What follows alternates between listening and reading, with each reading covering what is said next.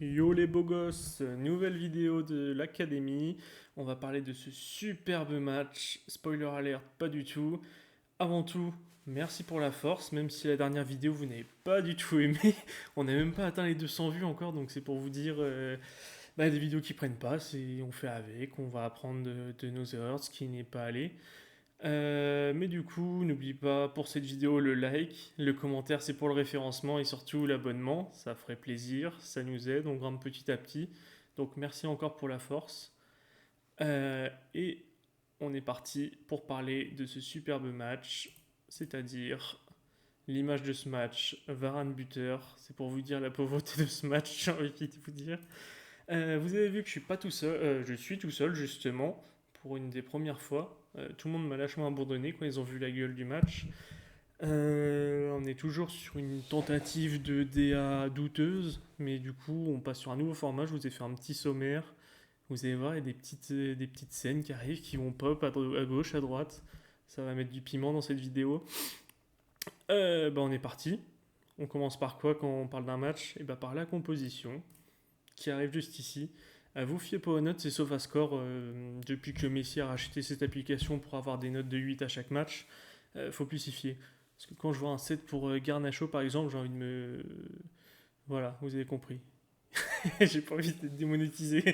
Du coup, composition hyper logique. Je pense juste. Bah, moi j'avais juste mis Sancho à la place de Garnacho.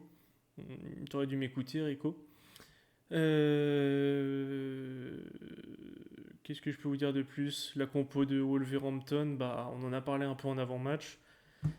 Faut pas se mentir, ça casse pas trois pattes à un canard, mais bon, quand on voit ce qui s'est passé dans le match, j'aurais peut-être pas dû dire ça. Donc, hop, les statistiques du match. Quand on a moins d'expected goals que Wolverhampton, qui je pense joue le maintien, c'est que c'est très inquiétant pour un début. On a vachement galéré. La première mi-temps, elle est chaotique. La deuxième, un peu moins, mais encore pire. Enfin, c'est très difficile à expliquer, tellement ils ont été nuls. Les stats parlent d'elles-mêmes, hein. Quand tu prends 23 frappes en un match par une équipe qui joue potentiellement le maintien, c'est compliqué. Nous, on cadre seulement 3 buts. 3 buts dont la tête tapine. Je sais même pas qui a cadré deux autres frappes, tellement c'était mauvais. Des sauvetages du gardien. On a Onana qui doit quand même s'employer 6 fois. On est tous d'accord pour dire qu'il provoque un penalty. Par miracle, on n'en a pas. C'est peut-être la jurisprudence du penalty qu'on aurait dû avoir en première mi-temps. Mais bon, ça, libre à chacun de choisir. Énormément de fautes. Casimiro, il passe toujours pas loin du rouge. Lisandro Martinez sera à la mi-temps parce qu'il passe pas loin d'un rouge aussi, je pense. Euh, du coup, on n'était pas du tout dans le jeu. Dans la technique, on n'avait que des erreurs techniques. On ne travaillait pas ensemble. Le fameux pressing haut, je ne l'ai pas vu. Et je pense que c'est plus une utopie plutôt qu'un système que Tenac veut imposer. Et on va passer aux statistiques un peu plus détaillées. Hop, on passe à United. Regardez le nombre de frappes, ça me fait un peu pitié. Euh, c'est tristouné. Quand on va comparer avec celle de Wolverhampton, regardez. Voilà. Bon, après, Wolverhampton, je pense qu'il y a aussi des problèmes à la finition, parce que vu le nombre de frappes, on n'a pas trop. J'ai pas souvenir d'un grand arrêt d'Onana, à part une belle sortie à la toute dernière minute. Mais voilà, quoi, c'était un match hyper pauvre pour une reprise, pendant que tous les clubs qui se positionnent pour jouer le top 6, voire même le top 8, ont fait un super match. Je reviens pas sur Newcastle qui ont explosé Aston Villa qui joue les places européennes aussi. City Arsenal, la machine est déjà lancée. Liverpool, c'est plus poussif, mais bon, c'était pas à notre niveau. Chelsea aussi. Euh, Est-ce qu'il faut s'inquiéter? Bon, on va en parler juste après. Mais avant, on va aussi parler. Hop, on va reparler des tops et flops. Je pourrais choisir toute l'équipe pour les flops, hein, je vous préviens. Pour moi, il n'y a qu'un seul top. Si je veux être honnête, c'est Aaron Wan-Bissaka. Si je veux pousser le truc un peu plus loin, je mets André Onana. Je peux pas le mettre dans top parce qu'il provoque un penalty. Mais il fait des arrêts et enfin il sort. Oh là là, qu'est-ce que ça nous a manqué. Enfin, qu'est-ce que ça m'avait manqué. Enfin, je ne sais même pas ce que c'était parce que De Gea, ça fait 12 ans qu'il est là. Quand il sort à la 94e, il sort, il la prend dans les bras, il l'arrête. Enfin, je connaissais pas cette sensation. Donc merci André Onana d'exister. Renaud Wan-Bissaka, je le mets en top parce que déjà il fait une passe décisive. Ce qu'on a parlé dans nos bilans de fin de saison et ce qu'on attendait de nos joueurs, c'était que Bissaka soit plus décisif et offensif. Il l'a fait. J'ai pas de souvenir de gros trous d'air comme il a déjà eu. Les tacles étaient toujours propres, sauf un. C'était pour montrer son territoire quand Wang est rentré. Et voilà, et on va passer aux flops parce que les flops, il y en a une tripotée. Je pense que je vais en sélectionner que 3 parce que vous êtes aussi énervés. Le plus gros flop, on est tous d'accord, c'est le numéro 49, qui aurait potentiellement pu être le numéro 7. Euh, Aucune bonne décision, aucune bonne passe. Il a failli nous vendre en faisant une passe pied gauche nulle, qui part en contre-attaque totale. Quand t'as Matheus Cunha qui fait le match de sa vie, il est en défense, en attaque, au milieu, au tacle, au tir en même temps, au centre, il met une retournée. Enfin, le gars, il savait tout faire. Et quand t'as Garnacho qui lui donne des balles pour nous abattre, bah ça pardonne pas. Heureusement qu'il n'y a pas eu la finition derrière. Du coup, Garnacho, pour moi, n'aurait pas dû être titulaire. Il est peut-être un peu trop léger, même si c'était prometteur. Est-ce qu'il rentre dans notre théorie de la deuxième saison? C'est toujours compliqué pour un prospect. Peut-être. Il a encore 37 matchs de championnat pour se récupérer. Mais je pense qu'à la prochaine journée, Garnacho, ça va être sur le banc et ça va être rentré en cours de match. Le deuxième plus gros flop de la partie pour moi, c'est Casemiro. Il était clairement sous 8-6. Le test d'alcoolémie à la sortie du stade, s'il vous plaît, parce qu'il va reprendre sa voiture, ça inquiète tous les mancuniens. Le Pépère, j'espère qu'il a couru en pré-saison parce que là, il est lourd. Hein. Et toutes les erreurs de passe, les fautes grossières, très grossières. Là, Casemiro, il n'y avait rien de bon à en tirer. Je cherche le troisième flop tellement il y en a. Je pense. Ah, je vais en donner 2 quand même. Mason Mount. Mason Mount, j'en attends beaucoup de lui. J'ai essayé de le défendre en pré-saison, comme quoi. Alors, on a essayé avec Mehdi, comme quoi il faisait le travail compliqué, donc il pouvait pas trop s'exprimer. Mais là, l'invisibilité, c'est. T'as coûté 70 millions quand même, mon garçon, hein, faut se réveiller. Mason Moon, s'il te plaît, réveille-toi. On n'a pas acheté Gasper le fantôme. Je sais pas, il sert à rien. Je l'ai pas vu sur le terrain en fait, c'est ça. Peut-être vous allez me traiter, dire que je suis pas honnête et tout. Je ne l'ai pas vu sur le terrain, j'ai aucune phase offensive de lui en tête, j'ai aucune phase défensive de lui en tête. Juste des fois tu le vois courir. Tu vois un numéro 7 sur le terrain, au milieu de terrain, déjà c'est un peu bizarre, mais tu le vois courir, et rien d'autre.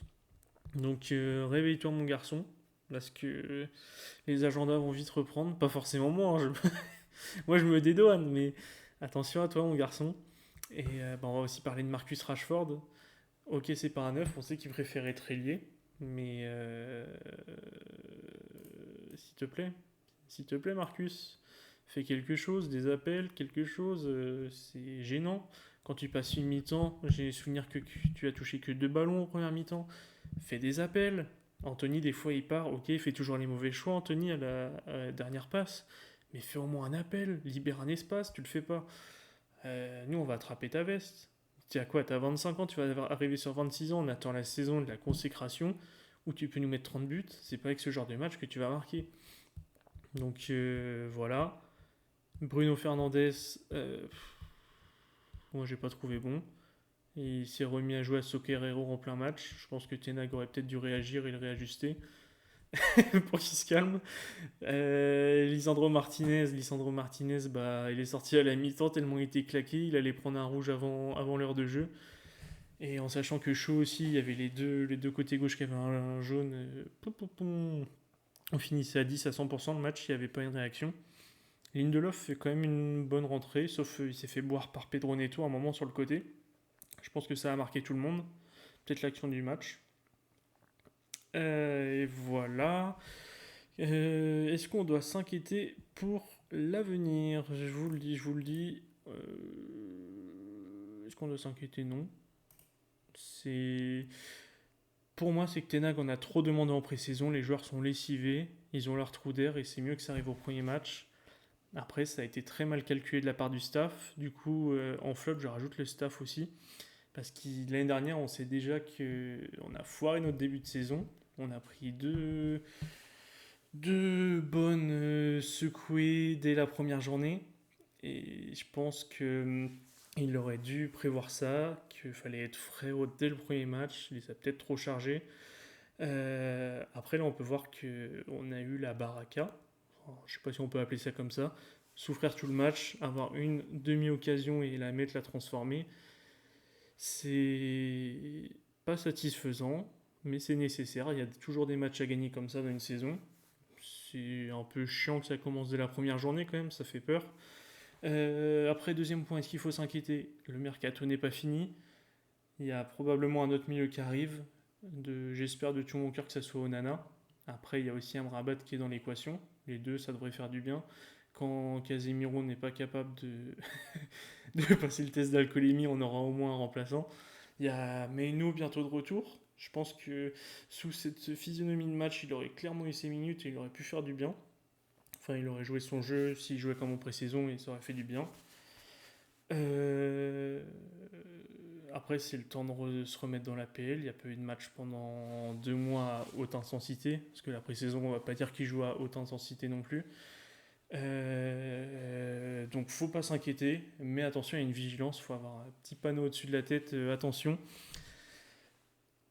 Le seul point positif, comme je vous disais, c'est qu'on a la baraka. On a la baraka, ouais. Et va pas falloir se tenir à ça. Mais en tout cas, des matchs de merde où on peut s'en sortir en vainqueur, c'est rare, et je pense pas qu'on faisait ça avant. Après, c'est toujours le message qu'on redit chaque année. Ce match-là, l'année dernière, on le gagnait pas. Oui, on le gagnait pas l'année dernière. Là, on a des joueurs un peu plus solides, on a un gardien plus solide. Même si je le répète, il devait nous provoquer un penalty. Mais il nous fait des arrêts quand même de grande classe, des sorties qui nous font du bien. De plus, en troisième point qui me vient en tête, c'est qu'on s'adapte aussi aux nouveaux joueurs, à un nouveau système. On essaie de relancer plus court, d'avoir un nouveau système de jeu, tout en ayant des joueurs qui jouent pas à leur poste. Type Rashford, il n'est pas destiné à être neuf. Donc, type McTominay quand il rentre, qui est numéro 9, il n'y a aucun sens. Donc, non, faut pas s'inquiéter, mais grosse attention. Et dès le deuxième match, là, on va pouvoir faire des constats. Voir si c'était juste le match de reprise ou faut prendre ça à la légère, ok, c'est une galère, on n'était pas en forme physiquement. Si le deuxième match ça continue comme ça va être très compliqué, sachant que je crois qu'on joue Tottenham en deuxième journée. Du coup, c'est direct un gros club, on va dire. Je sais plus si c'est deuxième ou troisième journée. Je crois qu'on joue Tottenham, il y a un Arsenal qui arrive pas trop tard non plus après. Donc, va falloir se réveiller, les gars. On espère qu'il y a un mercato qui arrive. Des buts, il va falloir apprendre à marquer parce que Varane, meilleur buteur du club, ça me fait mal pour l'instant. Et voilà, on arrive à 13 minutes de vidéo. Tout seul, c'est pas facile à gérer parce que je peux pas rebondir, envoyer sur d'autres sujets. Si vous avez des questions, commentaires, des avis, vous n'êtes pas d'accord avec moi, dites-le moi tout de suite. Si vous avez peut-être des améliorations à donner, parce que vu qu'on est en pleine recherche, dites-nous aussi. Et insulter les joueurs aussi en commentaire, ça fait du bien, vous voyez, ça relâche. Moi, ça m'a fait du bien de faire cette vidéo.